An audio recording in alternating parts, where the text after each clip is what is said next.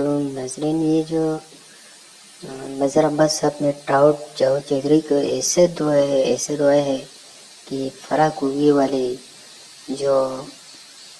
خبر پہ اس کو ایسے دعائے ہے کتے کی طرح وہ دیکھتے ہوئے شرماتے رہے۔ شعیب صاحب آپ نے خود ہی جواب دے دیا۔ دیکھیے ایک خبر سب جگہ چلی ہے، وہ بات سارے فسانے میں جس کا ذکر نہ تھا وہ بات ان کو بہت ناگوار گزری ہے۔ مسئلہ یہ ہے کہ اس خبر کا کوئی ذریعہ نہیں ہے، کہیں بھی کوئی ذرائع شو نہیں کیے جا رہے، یہ نہیں کہا جا رہا کہ یہ خبر دی کس نے ہے، کہاں سینڈیکیٹڈ خبریں ہوتی ہیں ہماری یہاں، سینڈیکیٹڈ خبریں سمجھ میں آتی ہیں، لیکن آپ کہیں کوئی تو ذریعہ شو کریں گے نا کہ یہ کہاں سے آئی ہے، اور اگر آپ نہیں شو کرتے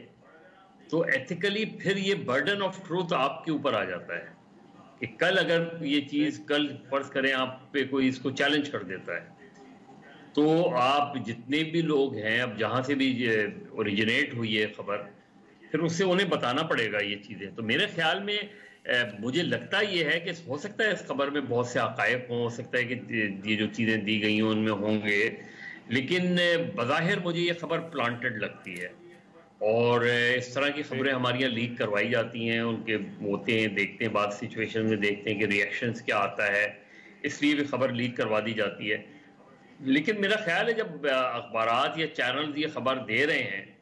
اور اس میں آپ کوئی ذرائع کو کوٹ نہ کریں، ضروری نہیں ہے کہ ان کا نام ہی دیں، آپ کم سے کم یہ تو کہا جا سکتا ہے نا کہ اینٹی کرپشن ڈپارٹمنٹ کے ذرائع کے مطابق یا ایف آئی اے کے ذرائع کے مطابق یا کسی اور ذرائع کے مطابق، کیونکہ خبر کی صحت جو ہے اگر آپ نے ذرائع شو نہیں کیے تو خبر کی صحت ویسے ہی کمزور ہو جاتی ہے۔ چونکہ یا تو میں یہ کہوں کہ جی ایکسپریس انویسٹیگیشن یا جنگ انویسٹیگیشن یا ایکس وائی زیڈ انویسٹیگیشن ان کی تحقیق کے مطابق یہ چیزیں پتہ چلی ہیں، تب تو سمجھ میں آتی ہے کہ ایک اخبار اون کر رہا ہے، لیکن ایک ہی طرح کی خبریں سب جگہ ایک ہی وقت میں اور ایک ہی طریقے سے دینا تو میرا خیال ہے صحافتی بددیانتی ہے۔